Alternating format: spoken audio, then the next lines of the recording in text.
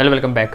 तो इस वीडियो से हम पाइथन प्रोग्रामिंग की शुरुआत करेंगे और पाइथन जो सीबीएसई के सिलेबस है उससे रिलेटेड पाइथन मैं आपको पढ़ाऊँगा। ठीक है, तो जो मेरी अप्रोच रहेगी वो रहेगी कि आपको मैं जो प्रैक्टिकल तरीके से ज़्यादा समझाऊँ पाइथन को। थ्योरी भी साथ में करेंगे, लेकिन मेरा मेन फोकस होगा वो होगा प्रोग्रामिंग पर। तो पाइथन की मेन फोकस हम प्रोग्रामिंग पर रख के पढ़ेंगे पाइथन प्रोग्रामिंग को।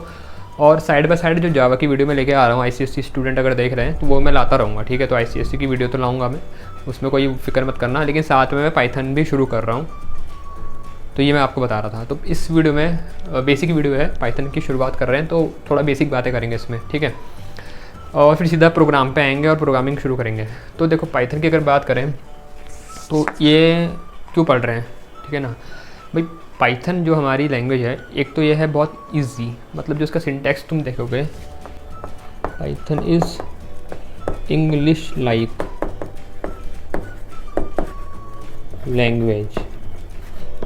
मतलब अभी तुमने अगर प्रोग्राम बनाए होंगे तो नोटिस करा होगा, ऐसा लगता है जैसे हम इंग्लिश को लिख रहे हैं। बिल्कुल इसको ऐसा लगता है जैसे हम सेंटेंस इंग्लिश में लिख रहे हैं। नोटिस करा होगा, है ना। कई वर्ड ऐसे होते हैं जैसे इज़ नॉट, नॉट इन, तो मतलब काफ़ी कुछ इंग्लिश जैसी है, तो बहुत आसान होती है। थोड़ा हमारे लिए आसान होता है इसमें प्रोग्रामिंग करना, तो इसलिए ज़्यादातर जब कोई स्टार्ट करता है प्रोग्रामिंग तो पाइथन को चूज़ करता है या उसके लिए आसान रहता है। लेकिन आप में से कई बच्चे ऐसे हैं जिन्होंने पहले जावा पढ़ रखी है, तो पाइथन आपको आसान लगेगी और इसके कॉन्सेप्ट जल्दी समझ में आएंगे। बाकी जो बिगिनर है, जो स्टार्टिंग से पहली बार पाइथन पढ़ रहा है, पहली बार कोई प्रोग्रामिंग लैंग्वेज पढ़ रहा है, तो मैं क्योंकि स्टार्टिंग से सब कवर करूँगा तो मैं ढंग से हर चीज़ को डिटेल में समझाऊँगा। तो जब हम प्रोग्रामिंग करेंगे पाइथन में तो हमें कुछ चीज़ें पता होनी चाहिए, जो बेसिक चीज़ें, कि जैसे जो भी प्रोग्राम होता है हमारा, पहले तो ये बात हमें क्लियर होनी चाहिए कि प्रोग्राम में हमें करना क्या है, या बेसिक स्टार्टिंग हम बोलें तो कहाँ से शुरुआत होगी। तो जब भी कोई प्रोग्राम हम लिखते हैं, किसी भी लैंग्वेज की बात करें, दो इम्पॉर्टेंट चीज़ होती हैं जो आपको आनी चाहिए। ठीक है, वो दो इम्पॉर्टेंट चीज़ होती है, या एक तो कि इनपुट कैसे लेना है, कि भाई इनपुट कैसे लेंगे, और एक आउटपुट कैसे देंगे। ठीक है ना, दो चीज़ें होती हैं लगभग जितनी प्रोग्रामिंग लैंग्वेज है, ये दो चीज़ें तो हमें आनी चाहिए। और जितने तुम प्रोग्राम करोगे, जो ठीक ठाक लेवल के प्रोग्राम करोगे, जो ज़्यादा मार्क्स में आते हैं, तो उसमें यही होता है कि हमें ऐसा इनपुट दिया है, हमें ऐसा आउटपुट दिखाना है, फलाना फलाना। तो उसके लिए पहले तुम्हें इनपुट लेना आना चाहिए और आउटपुट देना आना चाहिए। ठीक है, दो इम्पॉर्टेंट बातें तो हमें यह हैं जो हमें देखनी होती है हमारी प्रोग्रामिंग में। तो मैं इसी से शुरुआत करूँगा। तो मैं सबसे पहले यही पढ़ाऊँगा कि भाई तुम इनपुट लोगे कैसे और आउटपुट दोगे कैसे और किस तरीके से दोगे, और उसमें हम क्या क्या वेरिएशन कर सकते हैं। तो वही मैं तुम्हें समझाने वाला हूँ।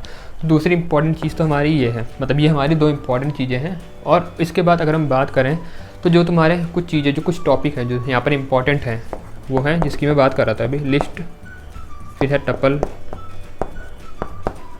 Dictionary, sets, एसीटीएस। तो ये चार टॉपिक जो तुम्हारे हैं, लिस्ट, टपल, डिक्शनरी, सेट, ये इंपॉर्टेंट हैं। और एक स्ट्रिंग है, ठीक है ना, स्ट्रिंग भी होता है एक। मतलब मैं तुम्हें यहाँ पर इंपॉर्टेंट टॉपिक बता रहा हूँ, ऐसा नहीं कि मैं ये कंपेयर कर रहा हूँ कि ये इसी के साथ आता है। स्ट्रिंग अलग चीज़ हो गई, और ये लिस्ट, टपल, डिक्शनरी, सेट, ये हमारे डेटा स्ट्रक्चर है, मतलब हम किस तरीके से डेटा को स्टोर करेंगे वो है तरीका।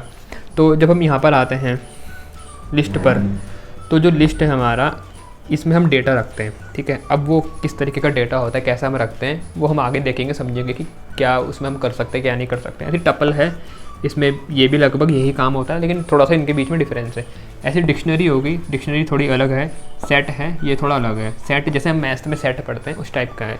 और स्ट्रिंग, ये तुम्हारे किसी भी चीज़ को हम स्टोर कर सकते हैं इसमें, किसी भी चीज़, मतलब जैसे नॉर्मली हम इसमें कोई सेंटेंस, वर्ड, इस टाइप की चीज़ें स्टोर करते हैं, पर हम उसका कॉम्बिनेशन भी कर सकते हैं, करैक्टर भी स्टोर कर सकते हैं, नंबर भी स्टोर कर सकते हैं, मतलब बहुत कुछ है, वो सब हम पढ़ेंगे डिटेल में। पर मैं इसलिए बता रहा हूँ क्योंकि ये चीज़ है जो ये इंपॉर्टेंट है, ये इंपॉर्टेंट है, और इससे रिलेटेड जो प्रोग्राम होंगे वो इंपॉर्टेंट होंगे। तो ये तो था ओवरव्यू कि भाई पाइथन क्या है, और इसकी हमने ऊपर से एक ओवरव्यू देख लिया। लेकिन आगे जब हम बढ़ेंगे ना, तो जैसे हम किसी टॉपिक में आएंगे तो हम क्या करेंगे, उससे रिलेटेड हम प्रोग्राम करेंगे। फिर प्रोग्राम करते वक्त कुछ उसमें से अगर ऐसी चीज़ें निकल के आई जो समझने में मुश्किल हो रही, तो फिर उनको और पढ़ेंगे आगे। मतलब बात समझ में आ रही ना, मतलब थ्योरी हम ऐसे करते हुए, खोलते हुए चलेंगे।